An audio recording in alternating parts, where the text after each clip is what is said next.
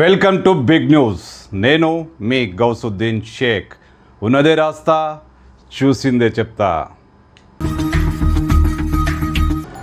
పాపం ఈ గులాబీ పార్టీని ఎందుకో డ్రగ్స్ కేసులు వెంటాడుతున్నాయి. ఎక్కడైనా పెద్ద పార్టీ జరిగింది, అక్కడ డ్రగ్స్ వాడారంటే ఎవరో ఒక గులాబీ నేత పేరు బయటికి వస్తూనే ఉంది. గతంలో ఇలాంటి కేసులు అనేకం చూసాం. తాజాగా ఓ ఎమ్మెల్సీ తనయుడు భరత్ రెడ్డి డ్రగ్స్ కేసులో మంగళహాట్ పోలీసులకు, అదే హైదరాబాద్ పోలీసులకు దొరికిపోయాడు. అతను డ్రగ్స్ కొనుక్కుంటుండగా, గంజాయి ఇతర పదార్థాలు కొనుక్కుంటుండగా పోలీసులు దాడి చేసి రెడ్ హ్యాండెడ్గా పట్టుకున్నారట. అతను ఎమ్మెల్సీ కొడుకని అప్పటిదాకా తెలియదు, కానీ అరెస్టు చేసిన తర్వాత అతను ఓ ఎమ్మెల్సీ కొడుకు, బీఆర్ఎస్ పార్టీకి చెందిన ఒక ఎమ్మెల్సీ కొడుకని తెలిసింది. పోలీసులు అధికారికంగా అతని పేరును ప్రకటించినప్పటికీ అతని ఫోటోలు అన్ని, వీడియోలు అన్ని మీడియాలో ఇప్పటికే రిలీజ్ అయిపోయాయి. ఓ ఎమ్మెల్సీ కొడుకు, బీఆర్ఎస్ పార్టీకి చెందిన ఎమ్మెల్సీ కొడుకు అరెస్ట్ అయినట్లు వార్తలు గుప్పమంటున్నాయి.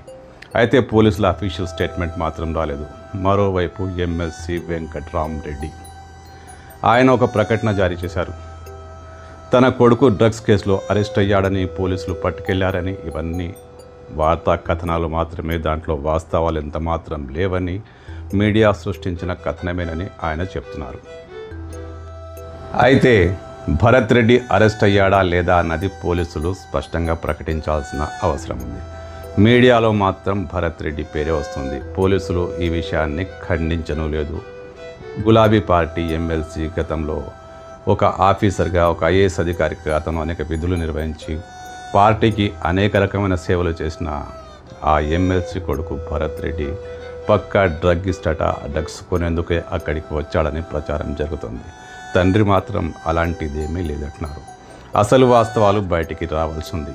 అయితే ఎక్కడ డ్రగ్స్ పెద్ద కేసు, పెద్ద ముఖాలు దొరికితే అక్కడ గులాబీ పార్టీ పేరు వస్తుంది. ఇప్పటికే చాలా వార్తా కథనాలు చూసాం. ఫామ్ హౌస్లలో డ్రగ్స్ పార్టీలు, ఇవన్నీ చూసాం. ఏంటో ఈ డ్రగ్స్ కేసులు గులాబీ పార్టీని మాత్రమే ఎక్కువగా వేధిస్తున్నాయి.